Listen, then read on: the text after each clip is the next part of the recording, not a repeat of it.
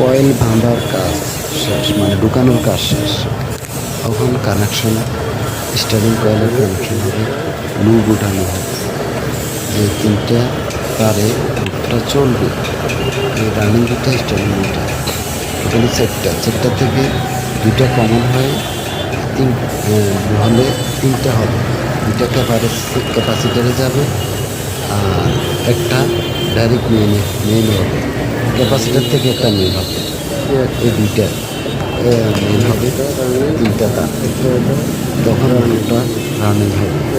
তখন এই স্টার্টিংয়ে দুইটা, রানিংয়ে দুইটা, এইটা হলো রানিং, এইটা স্টার্টিং, এটা স্টার্টিং। এই দুইটা বাইরের স্টার্টিং, বাইরের মাথা,